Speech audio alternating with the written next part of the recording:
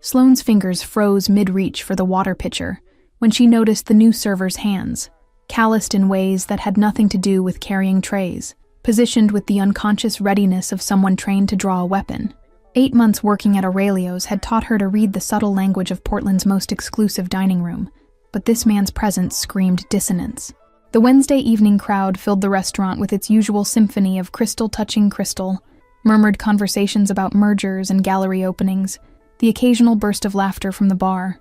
Sloane moved through it all with practiced efficiency, her nursing textbooks waiting in her locker for the post-shift study session that would stretch past midnight. She'd learned hypervigilance from her mother, whose anxiety disorder had transformed their home into a constant drill of exit strategies and threat assessments. What began as childhood survival had evolved into involuntary cataloging. Every face, every inconsistency, every detail that didn't belong. Table 7 held its usual occupant, the man who arrived precisely at 8 every Wednesday and departed exactly 90 minutes later. Davies possessed the kind of quiet authority that made seasoned restaurateurs behave like nervous apprentices, his tailored suit probably costing more than her entire semester's tuition. The false server had been introduced during the evening briefing as temporary coverage for sick leave, but his eyes had scanned the dining room like a tactical assessment. He wore rubber-soled boots instead of required leather dress shoes, and his questions about table assignments focused entirely on the northwest corner where Davies always sat. Sloane watched him refill water glasses with mechanical precision, his left hand staying too close to his torso. The subtle bulk beneath his server's jacket was inconsistent with the slim-fit uniform issued by management, and every circuit brought him closer to table 7. The kitchen staff had never seen him before tonight, she'd confirmed during a quick exchange while picking up orders. The manager's explanation about the staffing agency had sounded rehearsed, delivered with the slightly elevated pitch that indicated deception. Sloane had memorized the faces of every regular employee during her 8 months at Aurelio's, a habit born from the same instinct that made her count emergency exits. The false server's badge looked legitimate enough, but the plastic still carried that fresh-from-the-printer sheen, and his fingerprints smudged across its surface suggested recent handling rather than weeks of wear. She'd noticed him checking his watch 3 times in the past 20 minutes, each glance accompanied by subtle adjustment of his stance. The movements weren't about time management. They were countdown markers, the kind of nervous ritual people performed when approaching a deadline that couldn't be postponed. His breathing had changed too, shifting from normal service rhythm into something more controlled and deliberate. The false server's questions to other staff members had revealed another inconsistency. He didn't know basic details about the restaurant's layout or procedures. He'd asked where to find dessert spoons after working supposedly 2 hours, inquired about table numbering systems that were clearly marked, and showed confusion about the kitchen's traffic patterns that any real employee would have absorbed immediately. Portland's October evening had brought typical clientele through Aurelio's doors. Tech executives celebrating funding rounds, lawyers entertaining corporate clients, the occasional politician maintaining relationships that required discretion. But Davies remained the only guest who transformed the entire staff's demeanor, whose reservation prompted management to personally inspect his table setting and verify wine temperature before his arrival. Davies ordered his standard bourbon neat and opened his leather journal to a page filled with neat handwriting. But Sloane had observed him long enough to detect the microscopic tells. The way his eyes tracked peripheral movement, the angle of his shoulders suggesting readiness despite relaxed posture. The false server made his move during the dinner rush, when attention fragmented across dozens of simultaneous demands. He repositioned himself near the station closest to table 7, his path requiring no legitimate reason to be there, his focus narrowing with predatory intensity. Sloane's heart hammered against her ribs as she grabbed a cloth napkin from the service stand. Her pen, borrowed from her apron pocket, where she kept notes about medication schedules for studying, felt heavy as she scrawled 9 words in compressed block letters. The message took form in seconds. Listen, fake waiter, armed, left side. She folded the napkin into a precise rectangle, the fabric concealing her handwriting, and lifted the dessert menu from its display stand with fingers that somehow remained steady. Her approach to table 7 felt like walking through water, each step requiring conscious effort while her peripheral vision tracked the false server's position. Davies glanced up from his journal as she arrived, his expression polite but distant, the mask of a man accustomed to service. Sloane placed the dessert menu at the table's edge and set the folded napkin directly beneath his right hand. Her voice emerged calm and professional as she asked if he required anything else. though her pulse roared in her ears like standing too close to ocean waves. Davies's fingers touched the napkin, lifted it slightly, his eyes dropping to read what she'd written. The change in him was microscopic, a fractional tightening around his eyes, a barely perceptible shift in his breathing pattern, but she saw the moment comprehension landed. His gaze lifted to meet hers for exactly 2 seconds. Those eyes were winter gray, carrying the kind of cold assessment that made her understand why managers became servants in his presence, and in their depths, she saw acknowledgement and something that might have been respect. He stood with fluid grace, folding the napkin and tucking it into his jacket pocket as if it were simply another business document.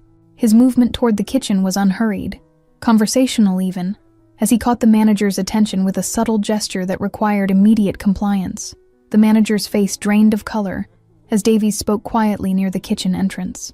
Within seconds, Davies had disappeared through the swinging doors that led to the prep area and service alley beyond, leaving behind only the faint scent of expensive cologne and the weight of what Sloane had just set in motion. The false server's head snapped toward table 7 the moment he registered Davies' absence. His professional mask fractured, revealing something feral underneath as his hand moved toward his jacket's interior with purpose that no longer pretended hospitality. Sloane forced herself to continue her route through adjacent tables, collecting empty plates and refilling wine glasses as if the world hadn't just tilted. Her hands moved through familiar motions while her mind screamed warnings about what happened when you inserted yourself into situations that existed beyond civilian understanding. The kitchen doors burst open, and Davies emerged flanked by 2 men in chef's whites who moved nothing like culinary staff. Their positioning was tactical, their attention fixed on the false server with professional intensity, and the entire dining room seemed to hold its breath without knowing why. The false server's calculation played across his face in rapid succession. Fight, flight, the mathematics of survival against impossible odds. He chose retreat, backing toward the main entrance with his hand still hovering near the concealed weapon, his eyes darting between Davies' companions and the nearest exit. But Davies had already moved to intercept the front approach, his phone pressed to his ear with the casual authority of someone whose calls were always answered. The false server pivoted toward the emergency exit near the restrooms, his professional disguise abandoned entirely as he shouldered past a startled couple. The emergency door's alarm should have shrieked when he hit the bar, but only silence followed his exit into the night. Someone had disabled the system, Sloane realized, either in preparation for escape or as part of a plan that had just collapsed into chaos. Davies followed through the same exit with predatory calm, the door closing behind him with a soft click that somehow felt more ominous than any alarm. The 2 men in chef's whites positioned themselves at the emergency door, their presence preventing curious staff or patrons from investigating further. The dining room continued its oblivious rhythm while violence unfolded just beyond the walls. Couples shared desserts, business associates sealed deals with handshakes, and the pianist in the corner maintained his gentle interpretation of jazz standards. The disconnect between the 2 realities made Sloane feel like she was watching the world through distorted glass, seeing the surface while knowing what lurked underneath. She caught fragments of whispered conversation between the hostess and a senior server, their speculation ranging from celebrity incidents to kitchen accidents. One theorized about health inspections, another suggested mechanical failures, but their theories circled around plausible explanations that avoided the truth their instincts probably recognized. Nobody wanted to acknowledge what they all suspected, that Aurelio's served more than just food. The false server's abandoned station remained untouched, his section's tables now being covered by other staff without comment or question. His personal items had been removed from the employee area with efficiency that suggested practice protocol, and within 15 minutes, it was as if he'd never existed. The erasure felt more disturbing than his presence had been. Sloane's hands moved through service routines while her mind raced with questions she couldn't ask and answers she didn't want confirmed. The sounds from the alley had lasted perhaps 30 seconds, brief enough to suggest professional efficiency, long enough to confirm that someone had paid a permanent price for whatever had been attempted against Davies. Sloane stood frozen near table 7, her tray of empty glasses forgotten as she strained to hear anything from beyond the walls. The dining room's ambient noise seemed obscenely normal. Laughter from the bar, the clink of silverware against porcelain, a woman's delighted gasp at some shared secret. Then came the sounds that didn't belong, muffled impact against brick, a brief scuffle, and the kind of abrupt silence that follows violence. Her nursing training provided unwanted clinical details about what those sounds might represent, the force required to produce them, the probable outcomes for the human body. 90 seconds passed in stretched time before Davies re-entered through the emergency door. His suit remained immaculate, his breathing unchanged, but something in his eyes had sharpened, the look of a predator confirming a kill, though his hands showed no evidence of direct involvement. The manager materialized at Davies's elbow with supernatural speed, his face pale and anxious as he received quiet instructions. Within minutes, the manager was addressing the dining room with practiced apologies about a gas leak requiring immediate evacuation, his voice steady despite the tremor in his hands. Staff moved with coordinated efficiency that suggested prior drilling for exactly this scenario. Patrons were ushered toward exits with complimentary bottles of wine and vouchers for future meals, their irritation soothed by generosity that ensured no one would question the disruption too closely. Sloane found herself swept toward the employee exit with the rest of the staff, everyone receiving sealed envelopes containing full night's wages plus substantial bonuses. The manager's brief speech about gas company protocols and reopening schedules sounded hollow, but no one dared voice the obvious questions. She changed quickly in the locker room, pulling her jacket over her uniform and shoving her textbooks into her backpack. The other servers whispered speculation that died whenever management passed, their theories ranging from celebrity incidents to health code violations, none approaching the truth. The walk to the bus stop carried her through streets that suddenly felt hostile despite their familiar configuration. Every parked car might contain observers, every shadowed doorway might hide consequences, and the cool October air raised goosebumps that had nothing to do with temperature. Her bus arrived on schedule, its interior lighting harsh and fluorescent after the restaurant's ambient glow. Sloane claimed a seat near the middle, positioning herself where she could monitor both exits, and watched Portland's downtown slide past the windows, like a city she no longer quite recognized. The question that had been building since Davies read her warning finally crystallized into words that played on repeat through her exhausted mind. Had she saved a life tonight, or had she simply chosen sides in a war she didn't understand? Morning arrived with pale sunlight filtering through Sloane's apartment blinds, and the immediate recognition that the black sedan parked across the street hadn't been there when she'd fallen asleep. The vehicle sat 3 spaces down from the building entrance, its tinted windows preventing identification of the occupant, its engine off but presence deliberate. She dressed for her early lecture while tracking the sedan's position through her second-floor window. The driver never emerged, never moved, but she felt the weight of observation like physical pressure against her skin, the same sensation that had kept her mother checking locks obsessively after the incident that had fractured their family's sense of safety. Her usual route to campus required passing directly by the sedan, so Sloane altered her pattern by exiting through the building's rear service entrance. The detour added 15 minutes to her commute, but provided the illusion of control over a situation that had clearly spiraled beyond her influence. The bus ride passed without incident, until she noticed the motorcycle that had followed her bus through 3 unnecessary turns. The rider wore anonymous black gear and maintained perfect spacing, close enough for surveillance, distant enough to avoid obvious detection, and her pulse began the familiar acceleration of recognized threat. Campus provided temporary sanctuary through sheer population density. Sloane lost herself in the crowd of students moving between buildings, her backpack heavy with textbooks that suddenly seemed absurdly normal compared to the reality unfolding around her. The nursing building's familiar corridors offered no comfort when she noticed the same man from her morning commute standing near the vending machines on her floor. He'd changed clothes, different jacket, different shoes, but faces were harder to disguise, especially to someone trained in observation. His presence here, in a building requiring student ID access, meant resources and planning beyond casual surveillance.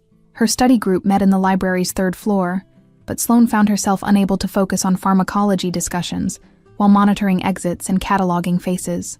Her classmates discussed drug interactions and dosage calculations.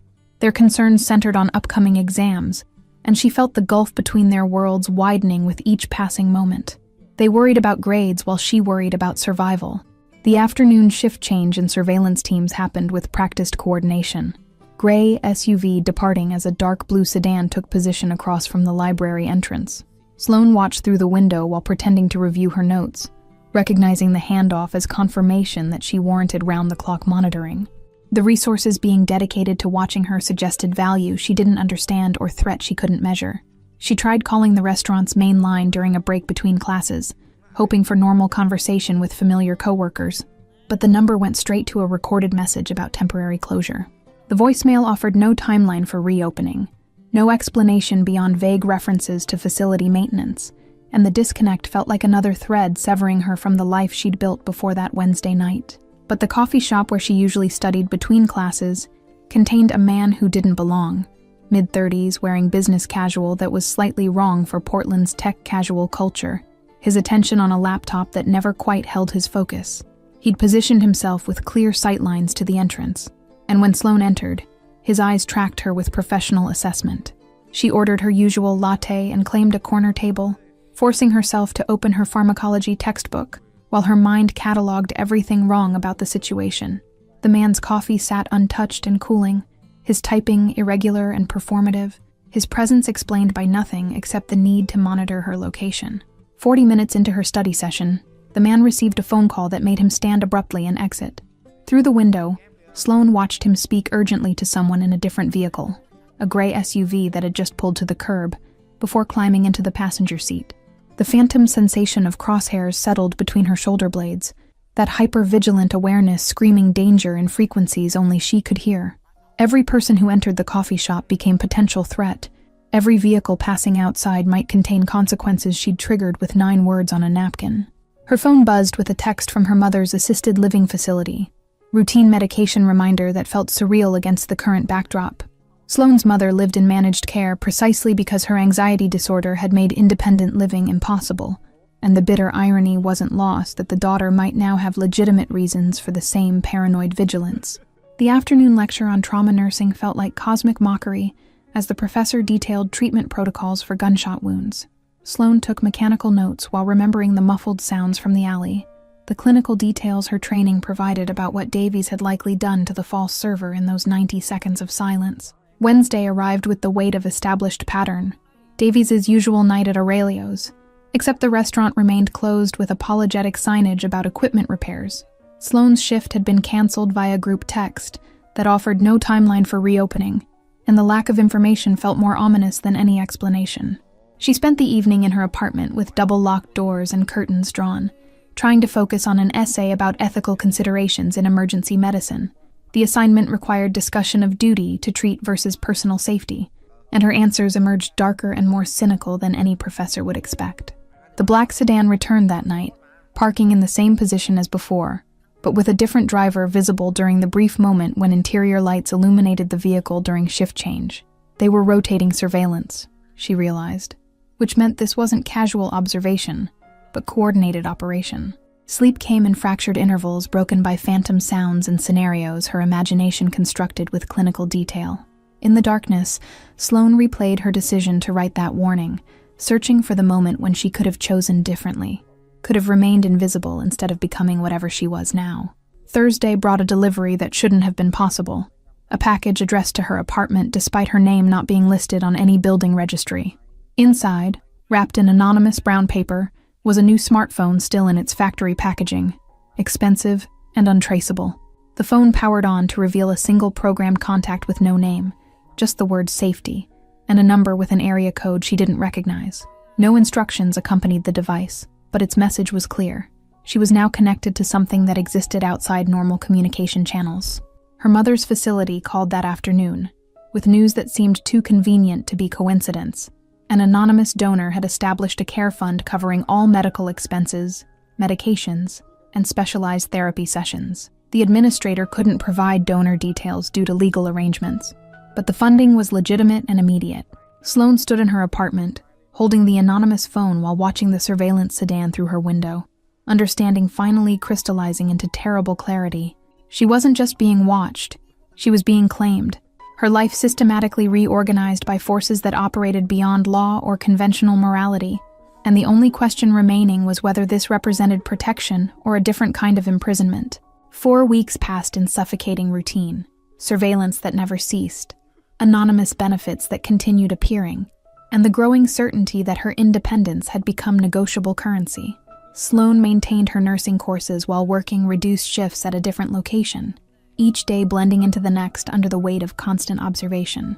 The call came on a Tuesday evening, the anonymous phone vibrating against her kitchen counter with jarring intensity. She stared at the device for 3 rings before answering, her voice emerging steadier than she felt when she said hello into the void. "Aurelio's reopens tomorrow. Your shift begins at 6. The voice was male, professional, and offered no room for negotiation before the line went dead. Wednesday arrived with the inevitability of scheduled execution. Sloane dressed in her server's uniform and took the bus downtown, noting that the surveillance sedan followed at a discreet distance, but made no attempt to conceal its presence anymore. The restaurant looked unchanged from outside, but crossing the threshold felt like entering foreign territory. The staff moved with nervous energy, their conversations dying when she approached, and the manager's greeting carried forced normalcy that fooled no one. Table 7 sat empty during the early evening service, its usual occupant absent, while Sloane worked through her section with mechanical precision. She'd almost convinced herself that Davies had moved on to other venues when the hostess approached at 8 o'clock with a reservation change. "Table 7 requests you specifically," the hostess said, her voice dropping to a whisper. "He's here with someone. They asked for the private corner section." Sloane's hand steadied the water pitcher through sheer force of will as she approached the table. Davies sat in his usual position, but tonight he was accompanied by a second man whose eyes catalogued the room with the same predatory assessment she'd seen in the false server. Davies looked up as she arrived, and for the first time since that night, his expression acknowledged their shared history. He gestured to the chair beside him with subtle command, an invitation that wasn't really optional, and she found herself sitting at the table instead of serving it. "The gift you gave me came with complications," Davies said quietly, his voice pitched below the ambient noise. His companion continued scanning the room, providing privacy through vigilance, and Sloane understood this conversation was happening in a bubble of manufactured security. He slid a manila envelope across the table, its contents creating a slight bulk that suggested photographs. Sloane's fingers trembled as she opened it, revealing surveillance images of herself, leaving campus, entering her building, visiting her mother's facility, each photo marked with timestamps and location data. "The organization that sent the false server has identified you as the failure point in their operation," Davies continued, his tone carrying the clinical detachment of someone discussing business logistics. "They've spent 3 weeks confirming your identity and establishing your patterns." The photographs continued in chronological sequence, showing angles of her apartment that should have been impossible to capture, images taken from positions that required planning and resources. The final photo showed her mother in the facility's garden, unaware that she'd been framed in a crosshair that existed beyond the camera lens.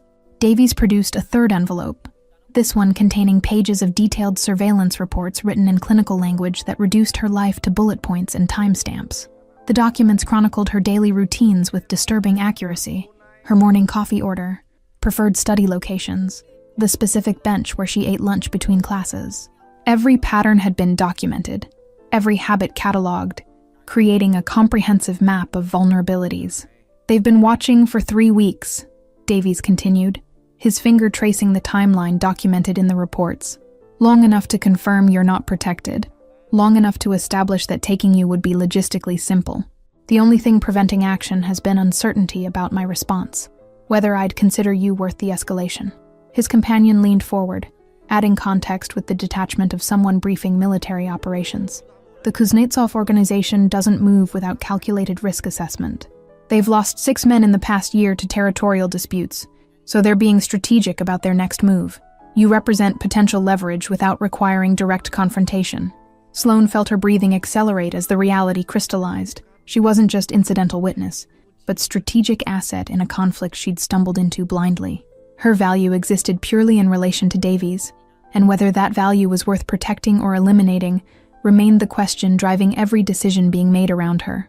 Sloane's throat closed around questions that didn't matter, because Davies was already providing answers. His explanation unfolded with brutal efficiency.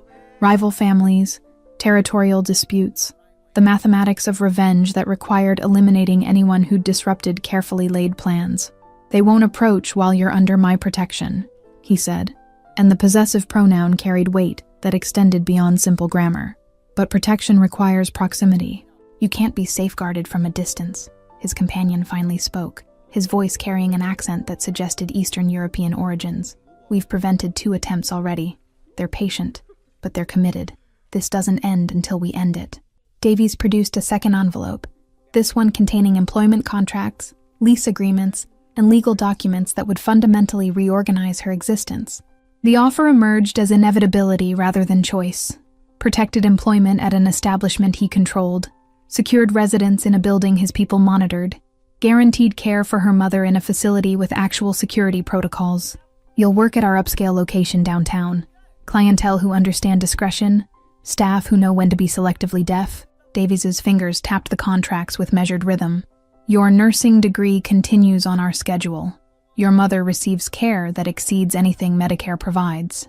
The alternative remained unspoken, but crystalline in its clarity. Remain an independent target hoping surveillance was sufficient, or accept the gilded cage that promised survival at the cost of autonomy. Sloane's hands shook as she reached for the pen he offered, understanding that signing meant crossing a threshold that had no return passage. Why? The question escaped before she could stop it, her voice raw with confusion and anger. You could have just eliminated the problem. I'm a liability who knows too much. Davies's expression shifted almost imperceptibly, something that might have been respect flickering in those winter-gray eyes. Your instinct saved my life when you had every reason to stay invisible. That kind of action without expectation of reward is rare in my world. He paused, his voice dropping further. Rare enough to protect. She signed the documents while her rational mind screamed warnings about contracts made under duress and choices that weren't really choices. Davies collected the papers with the satisfaction of someone who'd secured a valuable asset, and his companion finally relaxed his vigilant assessment of the dining room. Your shift officially starts tomorrow at the new location, Davies said as he stood, buttoning his suit jacket with practiced ease. Someone will help you move this weekend. Pack what matters. Everything else will be provided. He departed through the main entrance this time, his companion trailing at a professional distance, leaving Sloane alone at table 7 with the weight of what she'd just agreed to settling into her bones like permanent architecture. The rest of her shift passed in a blur of automatic service and racing thoughts. She served tables, collected payment, smiled at customers, all while feeling the ground shift beneath her feet like tectonic plates rearranging the landscape of her possible futures. The move happened with military efficiency on Saturday morning, 3 men arriving at her apartment with boxes and packing materials, their professional courtesy unable to disguise the fact that they were enforcers playing movers. They worked in coordinated silence, wrapping her modest belongings with care that felt more like inventory than assistance. Her new building stood in downtown Portland's renovated district, all glass and steel with a lobby that required keycard access through multiple checkpoints. The doorman nodded at her arrival with the recognition of someone who'd been briefed on her identity, his suit tailored to conceal what was certainly a shoulder holster. The apartment itself occupied the 8th floor with views of the Willamette River and security features disguised as luxury amenities. Sloane traced her fingers along the reinforced doorframe, recognizing bulletproof glass in windows marketed as energy efficient, understanding that her new home was fortress as much as residence. Her neighbors maintained the kind of studied indifference that suggested they understood the building's true nature. No one made eye contact in the elevator. No one lingered in hallways. And the sense of isolated proximity reminded her of witness protection without the federal oversight. The new restaurant location occupied a converted warehouse in the Pearl District, its exposed brick and Edison lighting creating ambiance that disguised its actual function. Sloane's orientation happened during a quiet Sunday afternoon, the manager explaining protocols that had nothing to do with food service. Certain tables are never photographed, he said, pointing to the private sections along the back wall. You'll develop selective deafness regarding conversations. Questions about clientele go unanswered, even to law enforcement without proper warrants. The staff moved with the awareness of people who understood their employment extended beyond hospitality. Sloane recognized former military bearing in the bartender, tactical assessment in how the hostess positioned herself near the entrance, the sense that everyone here had been recruited for capabilities that transcended their job descriptions. Her first shift began Tuesday evening with Davies absent, but his presence implicit in how management treated her. She received the premium section, the regulars who tipped in hundreds, and the unspoken understanding that her value extended beyond her ability to recommend wine pairings. The clientele spoke in careful euphemisms, business opportunities, that clearly meant territory, partnership restructuring, that involved violence, resource allocation, that probably ended in bodies. Sloane served them with practiced neutrality, her nursing training providing unexpected utility in reading stress indicators and potential volatility. She learned to recognize the power structure through subtle indicators, who arrived with security details, whose presence made others defer, which conversations paused when she approached, versus which continued as if she were furniture. The hierarchy revealed itself in glances and body language, a shadow government operating inside legitimate business, Her mother's confusion about the improved circumstances required increasingly elaborate lies. Sloane invented a scholarship with specific geographic requirements, a housing stipend tied to medical research participation, explanations that strained credulity, but provided comfort against alternatives too frightening to acknowledge.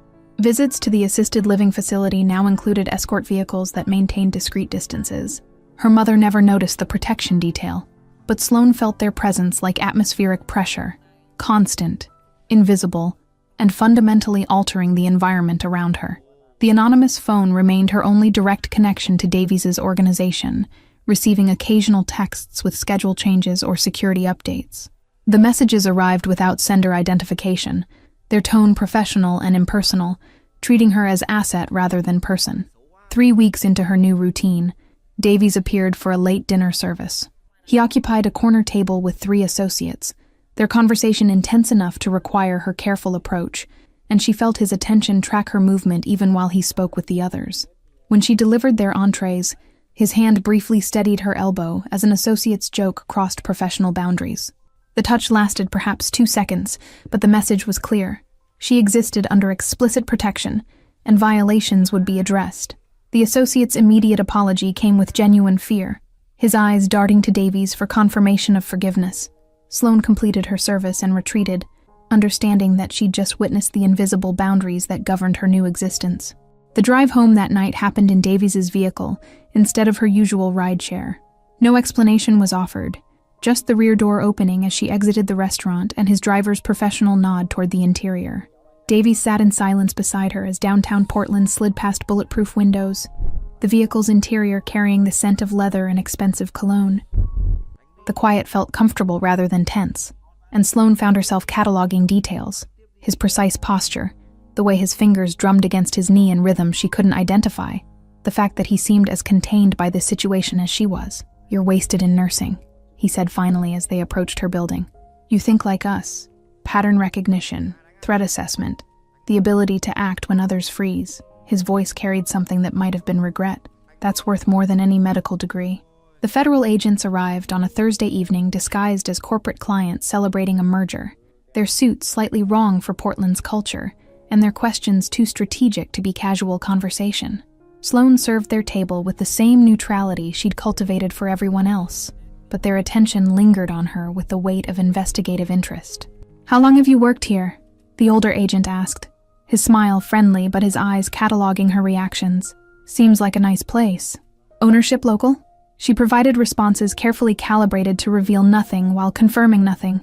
Generic answers about management structure and hiring processes that could have described any restaurant. Her training in hypervigilance now served criminal enterprise, and the irony tasted bitter as she refilled their water glasses. The younger agent tried a different approach, commenting on the interesting clientele and the notable lack of online presence for such an upscale establishment. Sloane deflected with remarks about privacy-focused marketing and Portland's preference for word-of-mouth reputation, her performance polished enough to seem genuine. Davies appeared near the end of their meal, coincidentally passing their table to greet another guest. The agent's attention sharpened instantly, professional recognition sparking between law enforcement and its target. But the exchange remained cordial and brief. After the agents departed, Davies requested Sloane's presence in the private office behind the kitchen.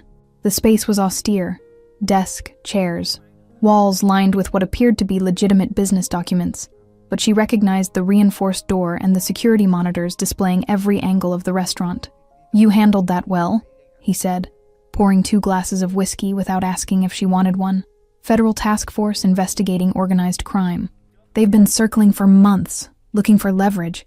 Sloane accepted the glass, her hands steadier than they should have been given the implications. "They'll be back." That wasn't reconnaissance. That was establishing contact. Davies's expression shifted into something that might have been approval. His winter gray eyes studying her with the intensity she'd learned meant she'd surprised him. "You're right, which is why your value just increased substantially." He took a measured sip. People who can think clearly under pressure are rare assets. The conversation expanded into territory she hadn't expected. Discussions of the organization's structure, territorial boundaries with rival families, the economics of criminal enterprise delivered with the clinical detachment of business analysis. Davies spoke as if she were colleague rather than employee, and Sloane found herself engaging with observations about security vulnerabilities and operational inefficiencies. "The northwest entrance needs better camera coverage," she said, surprising herself with the tactical assessment. "And your servers are positioned wrong for monitoring the private sections effectively." Davies leaned back in his chair, his smile devastating in its rarity. "See? Wasted in nursing." The weeks that followed saw her role expanding beyond traditional service. Davies included her in the card games hosted in private rooms, ostensibly as hostess but actually as additional observer. She served drinks while monitoring body language and tension levels, learning to read the subtle indicators that preceded violence or betrayal. The guests ranged from legitimate businessmen making illegitimate deals to criminals maintaining the veneer of respectability. Sloane moved among them with practiced invisibility, her presence registered but dismissed, and she collected information simply by existing in spaces where secrets were currency. One evening during a particularly tense negotiation over territory in southeast Portland, an associate's attention became inappropriate. His hand lingered too long when she delivered his bourbon, his comments crossing professional boundaries into predatory suggestion. Davies's response was surgical in its precision, a quiet word that made the man's face drain of color, followed by immediate departure despite the negotiation being unfinished. The remaining guests continued as if nothing had happened, but the message was clear enough that even Sloane felt its implications. Later, as she collected empty glasses from the now vacant room, Davies spoke from the doorway. "No one touches what's mine." The possessive statement should have triggered her resistance, but instead it settled into her awareness as complicated truth. She existed in his protection, under his authority, claimed by circumstances that had started with 9 words on a napkin. The drive home that night happened in his vehicle again, the pattern becoming established routine. Davies sat beside her in the back seat, close enough that she could feel the heat radiating from his body, distant enough to maintain the professional boundaries that governed their impossible relationship. "You should know that your involvement has consequences," he said as they approached her building. "The federal attention isn't coincidental. They believe your leverage, someone I care about protecting." Sloane turned to face him in the vehicle's dim interior, finding his expression unreadable in the passing streetlights. "Do you?" His answer came after a pause measured in heartbeats. "More than strategy suggests I should." His fingers brushed hers briefly on the seat between them, the touch electric and over too quickly. "Which makes you both asset and liability." She exited the vehicle with that admission burning through her awareness, understanding finally that the protection wasn't purely transactional. Something had shifted between saving his life and this moment, a connection forged through violence and necessity that neither of them seemed able to categorize. Her apartment felt emptier than usual that night, the luxury amenities unable to compensate for the isolation that came with existing in Davies's orbit. Sloane stood at her window watching the city lights, and wondering when she'd stopped being prisoner and started being willing participant. The call came at 2 a.m, the anonymous phone's vibration pulling Sloane from restless sleep into immediate alertness. Her mother's assisted living facility identified itself through the caller ID before she even answered, and ice flooded her veins with the certainty that protection had failed. "Your mother is safe," the night supervisor said quickly, anticipating panic. "But we had an incident. Someone attempted unauthorized access to her wing. Security protocols prevented entry, but we've contacted the police and thought you should know immediately." Sloane was dressed and moving before the call ended, her hands shaking as she pulled on clothes and grabbed her keys. The anonymous phone buzzed again, a text with just an address and the word "car waiting," and she realized Davies' network had been monitoring the facility's communications. The vehicle idling outside her building was armored luxury, its driver emerging to open her door with professional efficiency. She'd barely settled into the back seat when Davies slid in beside her, his presence unexpected, but somehow inevitable given the circumstances.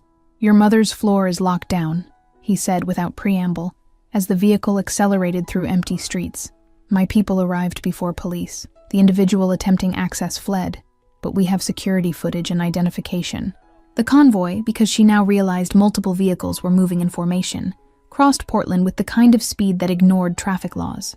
Davies made calls in clipped sentences, coordinating responses that suggested his organization had more reach than any legitimate security company. They arrived at the facility to find it transformed into a fortified position.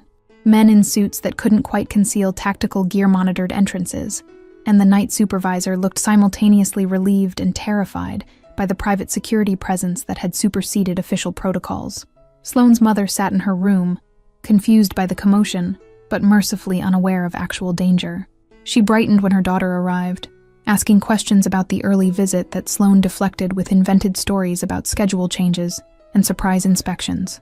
Davies waited in the hallway, speaking quietly with his security chief while reviewing footage on a tablet.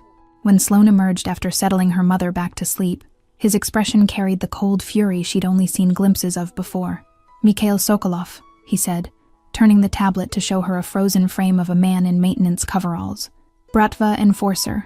The rival organization contracted outside their usual network, which means they're escalating beyond local resources." The conference room they commandeered held an emergency meeting that looked more like military briefing than security consultation. Davies' senior associates arrived in rapid succession, their faces grim as they reviewed the attempted breach and its implications. "She's exposed," one associate argued, his accent carrying traces of Italian heritage. "They've identified the mother as pressure point. Next attempt won't be reconnaissance. It'll be acquisition for leverage." Davies' response cut through the debate with absolute authority. "Then we eliminate the vulnerability. Full protective detail on the facility, transfer to secured medical residence, and active countermeasures against Bratva operations in our territory." The discussion that followed used language that made Sloane's nursing ethics training recoil: surgical strikes, and message sending, and proportional response, that clearly meant violence calculated to deter future attempts. She sat in the corner, officially ignored but actually central to every decision being made. "This is my fault," she said finally, her voice cutting through the strategic planning. "I saw a threat and acted. Everything since then has been consequences of that choice." The room fell silent, associates exchanging glances that suggested civilians rarely interrupted operational discussions. But Davies turned to face her fully, his winter gray eyes holding something that might have been understanding. "You saved my life when logic said to stay invisible," he said quietly. "That action has value beyond tactical considerations. What's happening now isn't your fault. It's the cost of operating in a world where every move generates counter-moves." His associate with the Italian accent spoke again, his tone gentler than before. "In our world, Miss Sloane, debts are paid in protection or blood. You're owed the former, which means we provide it regardless of complications." The meeting continued past dawn, strategies forming that would fundamentally alter her mother's living situation and Sloane's remaining illusions about returning to normal life. Davies coordinated transfers to a private medical residence that his organization controlled, staffed by nurses who understood that patient care sometimes required tactical awareness. When the associates finally departed with their assignments, Davies remained in the conference room with Sloane, as pale morning light filtered through the blinds. Exhaustion lined both their faces, but his attention stayed sharp as he studied her with the intensity she'd learned meant important conversations approaching. "You need to understand what you've become to this organization," he said, his voice carrying weight beyond the words. "You're not just protected employee or grateful obligation. Your ability to see threats, to act without hesitation, that makes you valuable in ways that extend beyond your original intention." Sloane felt anger finally surfacing through the fear and exhaustion. "I didn't ask to become asset in your war. I just wanted to prevent violence in a restaurant where I was trying to earn tuition money." "I know," Davies said, and something in his expression cracked the professional mask he typically maintained. "Which is exactly why I can't let you go. People who act from conscience instead of calculation are rare enough in legitimate society. In my world, they're practically extinct." His admission hung between them in the quiet room, acknowledgement of the cage he'd constructed around her, even as he claimed to be providing protection. Sloane understood finally that there was no exit from this situation, no return to the life she'd been building before 9 words on a napkin had changed everything. "I hate that the only way to keep you breathing is to lock you in my world," Davies continued, his voice rougher than she'd heard before. "But I hate the alternative more." The plan formed over the following week, with the kind of meticulous detail that suggested Davies' organization had orchestrated similar operations before. Sloane's upcoming nursing school graduation ceremony would serve as controlled exposure, bait that drew rivals into an environment where every variable could be managed and every attendee could be screened. Her initial resistance to using her graduation as tactical opportunity met Davies' immovable insistence that hiding indefinitely wasn't sustainable strategy. "They'll keep probing until they find an opening," he explained during a late-night planning session.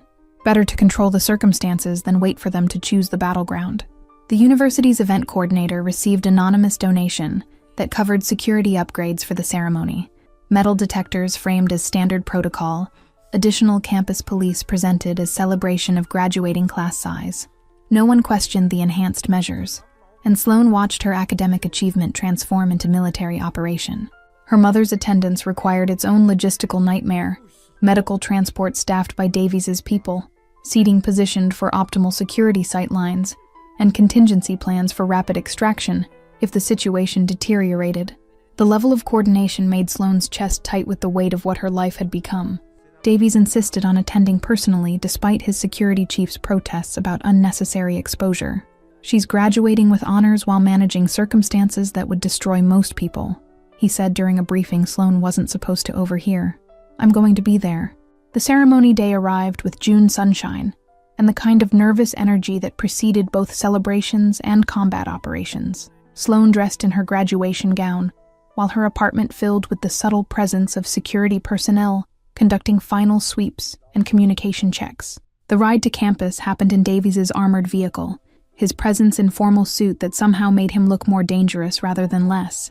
He sat beside her reviewing security updates on his phone, but his free hand found hers on the seat between them, fingers interlacing with gentle pressure.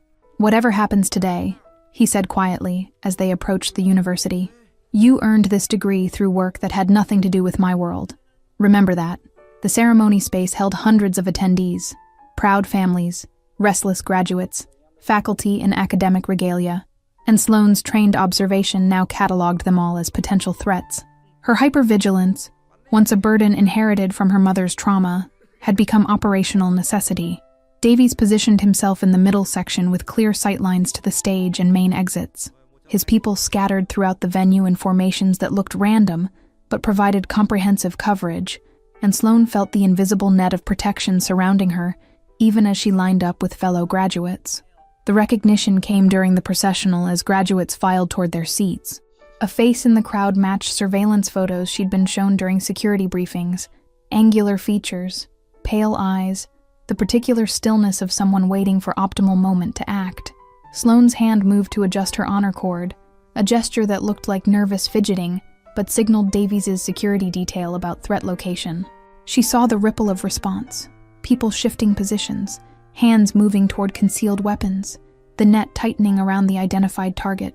2 more faces emerged from the crowd as she took her seat, their positioning creating triangulated coverage of the stage area. The Bratva had sent a team, and Sloane realized with cold clarity that she was watching an assassination attempt unfold in real time among families celebrating their children's achievements. The ceremony proceeded with surreal normalcy: welcome speeches, faculty addresses, the slow progression through hundreds of names. Sloane's heart hammered as her row stood to approach the stage, her peripheral vision tracking Davies's subtle hand signals to his distributed team. Her name was called, and she walked across the stage to receive her diploma, while armed operatives from rival criminal organizations positioned themselves for violence in a crowd of civilians. The disconnect between achievement and danger made her vision narrow, but she forced herself to smile for the photographer and shake the dean's hand. Davies's team moved during her walk back to her seat, their actions invisible to most attendees but clear to anyone trained to recognize coordinated tactical response. The 3 identified threats found themselves suddenly flanked by men whose postures suggested immediate consequences for any aggressive movement. The extraction happened with surgical precision, identified operatives guided toward exits with the firm politeness of event security, their protests dying when they recognized the firepower surrounding them. Campus police, coordinated through channels Sloane didn't want to examine too closely, intercepted them at building perimeters. The ceremony continued without interruption, but Sloane watched through the remainder in a state of heightened awareness that made every sound feel amplified. Her mother, seated with Davies's protection detail, remained blissfully unaware of how close her daughter had come to becoming leverage in a war conducted beneath society's surface. When the ceremony finally concluded with the traditional cap toss, Sloane felt exhaustion crash over her like physical force. She'd graduated with honors while serving as bait in a criminal operation, and the achievement felt hollow against the reality of what her life had become. The processing happened in a secured facility that Davies's organization maintained for exactly these situations, anonymous industrial building with interrogation rooms and holding cells that existed outside official law enforcement channels. Sloane wasn't supposed to be present, but Davies had made exception to rules she was beginning to understand he rarely bent. The 3 captured operatives sat in separate rooms, their initial bravado fading as hours passed without the rescue or legal intervention they'd expected. Davies conducted the interrogations personally, his questions precise and his patience infinite, extracting information through psychological pressure rather than physical violence. Sokolov contracted them for acquisition, not elimination, Davies explained to Sloane during a break between sessions. They were supposed to take you during the ceremony confusion, use you as negotiating position to force territorial concessions. The revelation settled into Sloane's awareness, with the weight of confirmed fears. She'd become commodity in negotiations she didn't understand, her value measured in criminal territory and organizational leverage, rather than anything connected to her actual identity. "What happens to them?" she asked, though part of her didn't want the answer. Davies's expression carried the cold calculation she'd learned meant decisions had already been made. "They'll be returned to Bratva leadership with clear message about consequences for targeting my people. The deaths will look like internal conflict, bodies found in locations that suggest factional disputes, rather than external retaliation." The casual discussion of murder should have horrified her, but Sloane found herself mostly feeling exhausted relief that the immediate threat was being neutralized. Her moral framework, carefully constructed through nursing ethics, and her mother's anxious teachings about right and wrong, had eroded into pragmatic acceptance of violence as necessary currency. Davies drove her home himself that night, dismissing his security detail with the kind of confidence that suggested he trusted his own capabilities more than coordinated protection. The vehicle moved through Portland's evening streets while silence stretched between them, heavy with things neither seemed able to articulate. "I've become what I despised," he said finally as they approached her building. "Someone who risks you for strategic advantage. Using you as bait violated every rule I said about your protection." Sloane turned to face him in the vehicle's dim interior, finding vulnerability in his expression that she'd never witnessed before. "You think I didn't know what I was agreeing to? I'm not naive enough to believe I had real choice, but I understood the plan. That doesn't make it acceptable," Davies said, his voice rough with something that might have been self-recrimination. "You should be starting your nursing career, building the normal life you worked for, not serving as operational asset in criminal enterprise." The admission hung between them, acknowledging the impossible position they both occupied. Sloane reached across the seat to take his hand, feeling the tension in his fingers before they relaxed into her grip. "You want to know what I learned in nursing school?" she said quietly. "That sometimes you can't fix the underlying condition. You can only manage symptoms and prevent deterioration. Maybe that's what this is." Davies's laugh carried bitter recognition. "Are you really comparing our situation to palliative care?" "I'm saying that I recognized you that night in the restaurant," Sloane continued, her voice steady despite the confession's weight. "Someone who lives in the space between danger and control, who sees threats because they have to, rather than because they want to. We're both damaged in similar ways." His fingers tightened around hers, and the distance between them closed as he leaned forward. The kiss was gentle despite everything between them, carrying acknowledgement of the impossible relationship they'd constructed through violence and necessity. "I don't have normal life to offer," Davies said when they finally separated. "Just complicated shelter and the certainty that I'll eliminate anyone who threatens you." "I know," Sloane said, and realized she'd made peace with that truth somewhere between graduation ceremony and this moment. "But I also know that I'd rather have honest darkness than pretend safety." The weeks that followed established new equilibrium in their impossible partnership. Sloane began working at the clinic Davies's organization funded, medical practice serving populations who couldn't or wouldn't seek conventional care, treating gunshot wounds without police reports, and providing addiction services to people the system had abandoned. Her nursing degree finally served its intended purpose, though the patient population looked nothing like her textbooks had prepared her for. She sutured knife wounds while gang members stood guard, administered antibiotics to prostitutes whose pimps would have prevented hospital visits, and learned that healthcare in Davies's world required flexible ethics and selective blindness. The clinic operated in a converted warehouse space that had been retrofitted with medical equipment that rivaled many legitimate hospitals. Davies's investment in the facility reflected genuine commitment to providing care for populations society had abandoned, though his motivations blended pragmatism with something that might have been conscience. Healthy workers were productive workers, and loyalty bought through competent healthcare ran deeper than fear alone could generate. Sloane's colleagues at the clinic included 2 other nurses with similar stories of circumstantial recruitment, a doctor who'd lost his license over prescription irregularities but retained brilliant diagnostic skills, and a physician assistant who'd fled domestic violence into Davies' protection. They formed an unlikely medical team, bound by shared understanding that conventional paths had closed, leaving only these alternative arrangements. Her first month treating gunshot wounds without mandatory reporting felt like crossing an ethical line she couldn't uncross. But watching a 19-year-old survive because he could seek treatment without police involvement complicated her judgment about right and wrong. The kid had been caught in crossfire, innocent except for being in the wrong neighborhood, and her care had saved his life where hospital protocols might have cost it. Davies visited the clinic periodically, his presence transforming staff nervousness into focused efficiency. He reviewed operations with the attention of someone who understood medical practice despite having no formal training, asking questions about supply chains and patient outcomes that revealed genuine investment beyond financial considerations. Sloan watched him interact with patients who feared and respected him in equal measure, and understood that his power came from being both threat and protection. Davies formalized her role as security consultant, valuing her observational skills in identifying vulnerabilities within his operations. She reviewed establishment layouts, assessed personnel for reliability indicators, and provided the kind of threat analysis that came naturally from her hypervigilant awareness. Her mother's care in the secured medical residence exceeded anything Sloan could have provided through legitimate channels. The staff treated her mother's anxiety disorder with compassionate expertise, and the improved stability allowed their relationship to heal wounds that poverty and fear had created. 6 months after her graduation, Sloan found herself back at Aurelio's original location for Wednesday dinner service. The restaurant had been fully restored, operating exactly as it had before, the night that changed everything, and Davies occupied table 7 with familiar precision. She approached with water service, placing the glass exactly where he preferred it, their eyes meeting with acknowledgement of everything that had passed between that first warning and this moment. He'd ordered his standard bourbon neat, opened his leather journal, and waited for her to complete the ritual. Sloan placed a folded napkin beneath his hand, mimicking that original gesture, but inverting its meaning. Davies lifted it to reveal a single word written in her precise handwriting. Safe.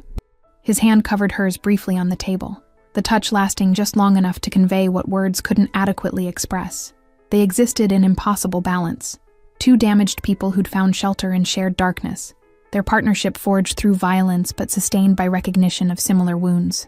The city moved around them as it always had, legitimate society flowing above the criminal infrastructure that supported it, and Sloan understood finally that she'd chosen this life as much as it had chosen her. Not the future she'd imagined during nursing school applications, but perhaps the one her hyper-vigilant awareness had been preparing her for all along. They walked together through Portland's evening streets after her shift ended, Davies' presence no longer a cage but complicated protection, her vigilance now defending what she'd chosen, rather than what she'd survived. The space between them held understanding that conventional relationships could never accommodate.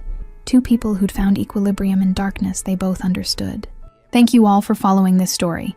If you're enjoying it, write in the comments where you're watching from, and don't forget to like, subscribe, and share the video. Your support means everything, and helps me continue bringing you these stories. Until next time, stay safe out there. И этому человеку нужны, по сути, и дав ему, вот тут интересно, и дав ему в моменте огромное количество денег, останется ли он таким же? Либо это все поменяет его. Или у бедного, к примеру, или у богатого, забери все деньги, сможет ли он найти себе друзей, там, хорошую жену, стать там, не знаю, хорошим отцом. Ну, вот такие вот интересные вопросы на самом деле.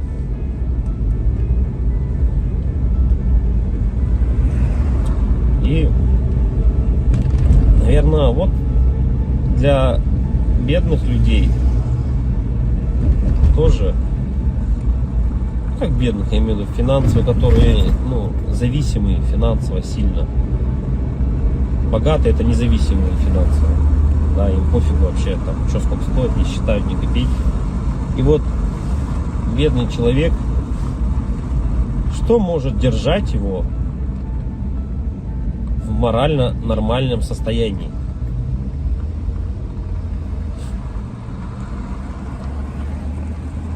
Это, наверное, возможно, поддержка семьи, поддержка друзей. Ну, как я и говорил, к примеру, как у меня есть сосед, ну, вот у него есть поддержка родителей, да, поддержка друзей. Но он не вылазит из ситуации, в той, в которую залез. И получается, что у нас получается? Что это тоже не важно, что даже имея поддержку своих родственников, друзей, ты не вылезешь из дизморали, из такого образа жизни. Получается, нет. Так что же тогда? Алло. Алло, Андрей, Ау. ты еще не заезжал? Вот я еду, сейчас заеду скоро. Не едь туда, все, оплата пришла. Все, хорошо, давай. Вот, как я и говорю, можно... Так что же для человека самое главное получается? Чтобы держаться на плаву. Многих же не останавливают, дети не останавливают, да, которые имеются. Да, любовь к детям тоже их не останавливает. Да, как-то...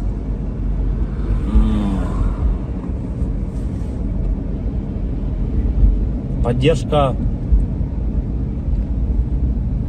Наверное, вот если так разобраться, наверное, самое внутреннее, наверное, если вот так вот разобраться, прямо углубиться, возможно, поддержка жены, типа, или девушки, если прям вот глубоко внутрь копнуть, тоже на самом деле не всегда. Но если у тебя есть девушка и жена, ты на ежедневной основе с ней общаешься, с ней видишься. Ты единственный человек, по сути, да, который, наверное, важен в твоей жизни, который может дать дельный типа совет.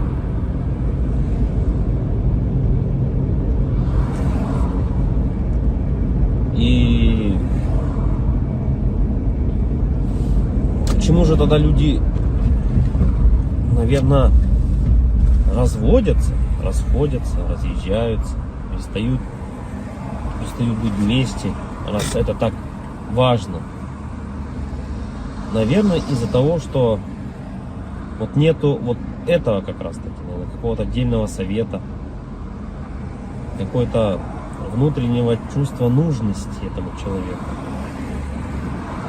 Да, люди расходятся, потому что ты не получаешь каких-то тех чувств, которых ты нигде не больше не получишь. Не можешь получить. Ни за деньги, ни еще как-либо. И когда у тебя, наверное, нету этого чувства внутреннего, люди, наверное, потом расходятся. И потом люди, многие, наверное, попадают вот в эти депрессии.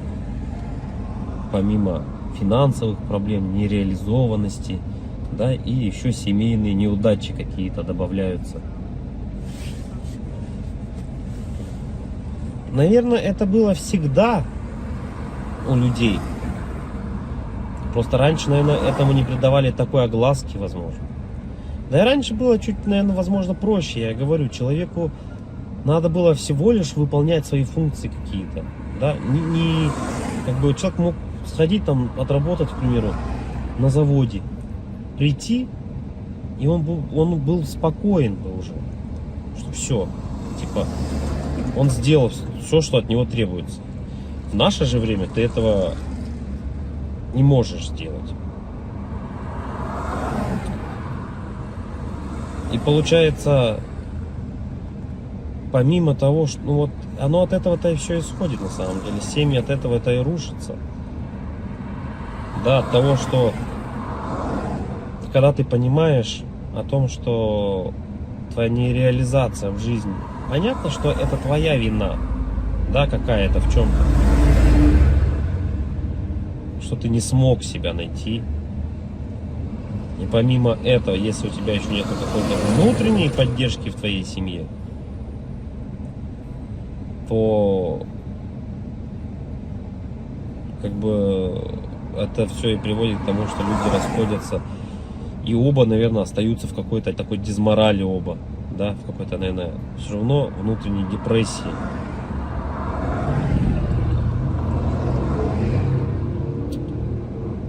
Короче,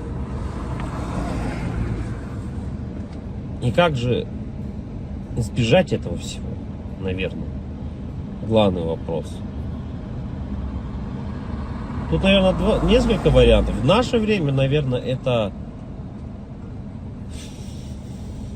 наверное, не опускать руки никогда, в первую очередь. Если бы взять со стороны мужчины, да, то в наше время, наверное, главное не то, типа, сколько он зарабатывает, а главное, чтобы, наверное, не опускать руки. Потому что работа примерно плюс-минус вся одинаковая. Плюс-минус везде она одинаково оплачивается. Да, но хотеть и стараться чего-то большего и не опускать руки, наверное, это одно из самых главных вещей. Да, стараться и хотеть чего-то большего. И тут вступает, наверное, вот это вот как раз таки еще и семейная поддержка, да, любовь, нежность, да, какая-то, поддержка словесная. И это, наверное, все сохраняет в тебе мотивацию к стремлению, к жизни, к желанию добиться чего-то большего. Можно не хотеть ничего на самом деле, да, устроиться в какую-то организацию, зарабатывать 100 тысяч рублей, но тебе этих денег явно не будет хватать. И в оконцове ты опять-таки поймаешь, наверное, эту дезмораль. Потому что все оно по кругу крутится. И потом люди на СВО уходят, умирают за 5-7 миллионов рублей. И я не думаю, что это кого-то осчастливит. Ну, во всяком случае, данного человека точно это не осчастливит.